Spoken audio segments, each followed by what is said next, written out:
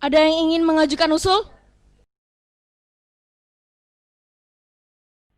Saya mohon dari tuan-tuan anggota sekalian, oleh karena kita menghadapi saat yang suci, baiklah kita mengheningkan cipta, supaya janganlah hati kita dipengaruhi oleh sesuatu hal yang tidak suci.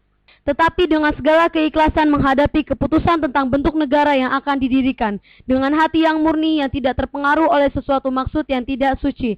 Oleh karena itu, saya mohon kepada Paduka Tuan Ketua, sukalah tuan-tuan berdiri di hadapan hadirat Allah Subhanahu wa Ta'ala untuk meminta doa. Usul kita turuti, dan saya minta marilah kita meninggikan cipta, supaya mendapat pikiran yang suci dan murni dalam pemilihan.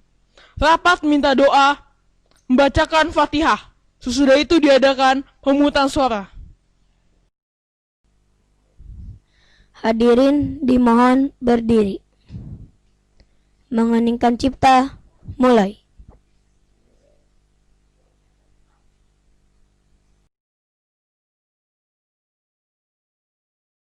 Selesai. Berdoa, mulai. Selesai.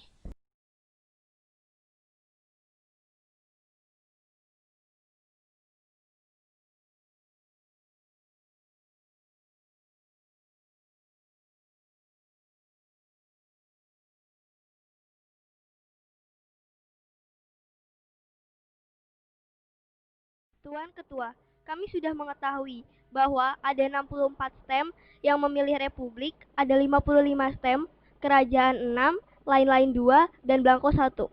Terima kasih. Saya mengucapkan terima kasih atas pekerjaan komisi.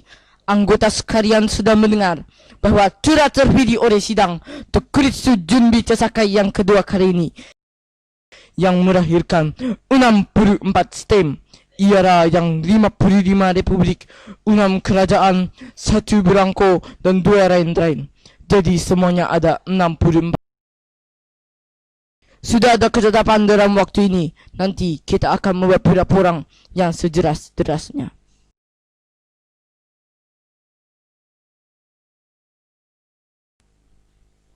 Jadi, keputusan panitia itu Republik. Sudah terang Republik, yang dipilih dengan suara terbanyak. Sekarang saya minta beristirahat.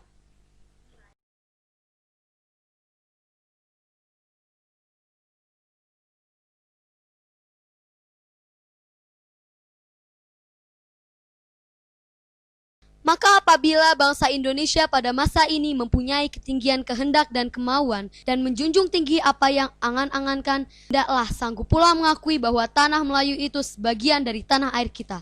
Tanah Papua itu pula menjadi sumber kekayaan kita. Janganlah sumber kekayaan diwariskan oleh nenek moyang kita hilang dengan sia-sia belaka.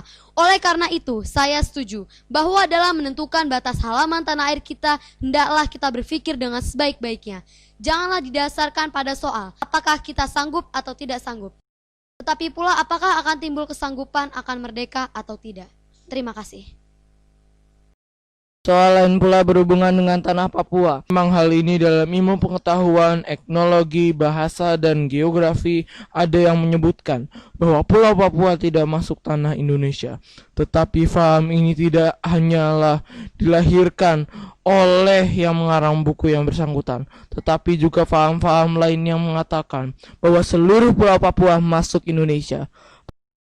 Perkataan Indonesia dibuat oleh orang yang mempunyai faham yang mengatakan bahwa Indonesia melingkungi daerah Malaya dan Polinesia. Jadi dengan sendirinya pada waktu perkataan Indonesia lahir dimaksudkan bahwa tanah Papua masuk dalam daerah Indonesia. Terima kasih. Strategi alangkah besar bagi kedua-duanya untuk menjaga sisi masing-masing. Artinya kalau kita melihat batas kita di timur ke Pulau Timur, saya setuju sekali dengan anggota yang terhormat Muhammad Yamin, yaitu agar pulau itu dimasukkan dalam lingkungan kita, terletak di Indonesia Baru. Gitu pula Borneo Utara, di mana terletak Sarawak dan juga negara Papua bukanlah kita bersifat meminta, tetapi hal itu beralaskan kebangsaan. Paduka Tuan Ketua. Jikalau peperangan sudah berakhir dan kemenangan akhir telah tercapai, kita dapat melengkapkan aturan-aturan itu menjadi aturan-aturan yang sesuai dengan keadaan zaman pada waktu itu. Dengan pemerintah Indonesia merdeka ialah seluas Indonesia Belanda dahulu. Jikalau kemenangan akhir tercapai dan ada permintaan yang nyata dari Malaya Selatan, Borneo Utara, bahwa rakyat di situ merasa juga ingin masuk dalam lingkungan kita, dengan senang hati mereka akan kita terima sebagai bangsa kita di dalam Indonesia merdeka.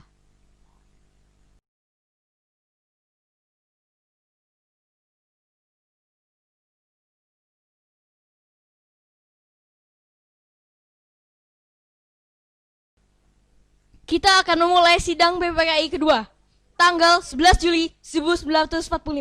Harap diikuti dengan baik.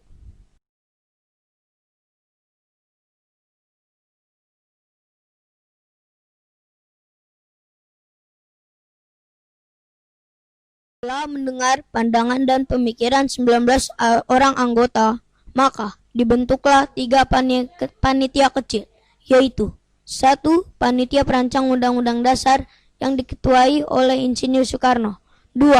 Panitia Perancang Keuangan dan Perekonomian dengan diketuai oleh Muhammad Hatta. 3.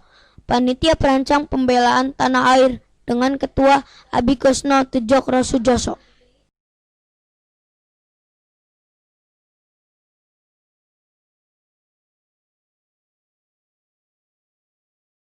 Hasil diskusi dari Panitia Perancang Undang-Undang Dasar antara lain menghasilkan kesepakatan, yaitu 1. Membentuk Panitia Perancang Declaration of Rights yang beranggotakan Subarjo, Sukiman, dan Parada Harahap. 2. Bentuk unitarisme atas bentuk negara unitarisme. 3. Kepala negara di tangan 1 orang, yaitu Presiden. 4. Membentuk panitia kecil perancang undang-undang dasar yang diketuai oleh Supomo.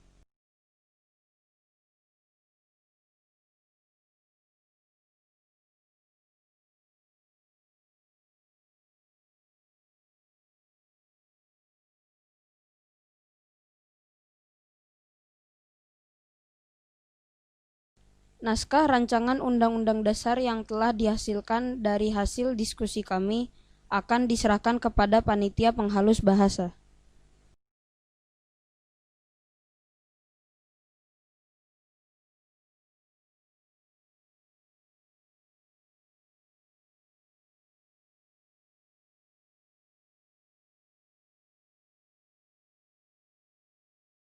Kita akan memulai sidang BPKI kedua tanggal 14 Juli 1945.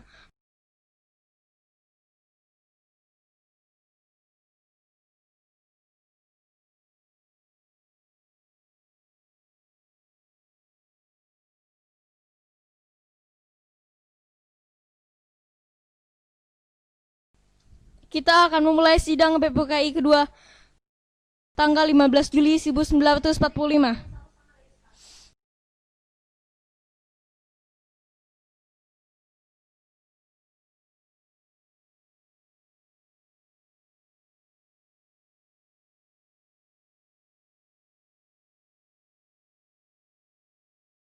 Paduka Tuan Ketua, Undang-Undang Dasar negara manapun tidak dapat dimengerti. Sungguh-sungguh maksudnya Undang-Undang Dasar dari suatu negara.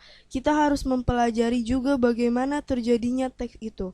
Harus diketahui keterangan-keterangannya dan juga harus diketahui dalam suasana apa teks itu dibuat. Dengan demikian kita dapat mengerti apa maksudnya. Undang-undang yang kita pelajari, aliran pikiran apa yang menjadi dasar-dasar undang-undang itu. Oleh karena itu, segala pembicaraan dalam sidang ini yang mengenai rancangan-rancangan undang-undang dasar ini sangat penting. Oleh karena segala pembicaraan di sini menjadi material, menjadi bahan yang historis, bahan interpretasi untuk menerangkan apa maksudnya undang-undang dasar ini.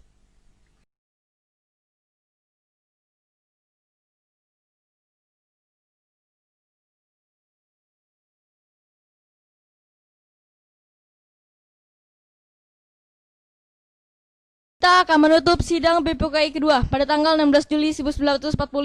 Terima kasih atas telah mengikuti sidang ini.